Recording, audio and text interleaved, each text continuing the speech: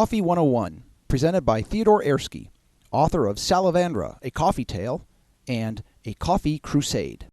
Coffee is a shrub-like plant native to Ethiopia and now grown around the world, always within the tropics. The tropics constitute that belt of the earth south of the Tropic of Cancer and north of the Tropic of Capricorn. Of the hundreds of species of coffee, only one, Arabica, is primarily used in the specialty coffee trade. Coffee grows on trees, usually in clusters of between 10 and 50 beans. As the beans grow and ripen, they transition from a waxy green hue into a deep cherry red. Indeed, ripe coffee beans are often called cherries because of the obvious resemblance. Notice that one cluster may contain both green, unripe coffee cherries as well as red, ripe ones. The highest quality coffee is always hand-picked. Harvesters select only the red, ripe beans while leaving the green ones to ripen at a later time. Selecting only the red beans to harvest is time and energy intensive. People must return to the same coffee tree time and time again to capture only the ripe beans during any harvest season. This produces the highest quality coffee and is in stark contrast to the large-scale, mechanized harvesting practices where all manner of beans are harvested at the same time.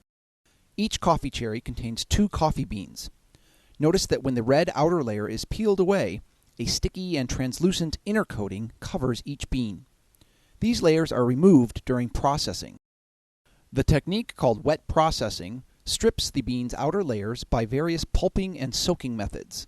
Beans are then laid out on large concrete patios and frequently raked in order to dry in the sun to about 12% moisture content.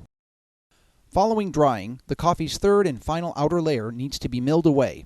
This is a delicate, parchment-like coating that easily peels off the dried coffee bean. Indeed, at this stage the coffee is often called parchment. You may also hear it referred to as pergamino. Finally, the coffee is ready for polishing and sorting. Polishing improves the appearance, while sorting establishes various grades, as well as removing any broken or ill-formed beans. Notice that the beans are small and green. This is what all coffee looks like before it's roasted. Brazil produces by far the most coffee in the world and has done so since the late 19th century. The city of Sao Paulo, located in Brazil's southeast, where most of the country's coffee is grown, was initially built primarily from coffee profits. Coffee is mostly grown on a large scale in Brazil, where uniform rows of coffee trees stand in the full sun and facilitate mechanized cultivation and harvesting. This type of monoculture maximizes economies of scale, but has environmental and quality challenges yet to be overcome. Vietnam is another major coffee producer, having burst onto the production scene at the beginning of the 21st century. With market reforms and aggressive state-initiated cultivation in the central highland provinces, this country quickly overtook Colombia as the second most productive coffee producer in the world. Challenges facing Vietnam include land use conflicts as well as bean quality improvements. Colombia is best known for its iconic coffee farmer, Juan Valdez, a marketing tool created by the National Coffee Growers Federation in 1959. Colombian coffee is grown in the west and northwest on thousands of small-scale, family-run farms scattered throughout the mountainous region. Colombian coffee is well known for its reliable consistency because the beans are meticulously sorted and blended before export. The remarkable coffee plant is native to Ethiopia, and the country continues to cultivate and export extremely fine world-class beans. Regions of coffee production are often used to denote coffees, such as Yirgacheffe or Sidamo, 2 of the country's highest prized coffees. Ethiopian coffees are perhaps the world's most distinctive, with high levels of Cabernet-like acidity and astonishing citrus and floral bouquets and flavors. A well-known and expensive coffee is cultivated in Jamaica, specifically on the slopes of the Blue Mountains. These slopes are situated on the far eastern side of the island, just northeast of Kingston.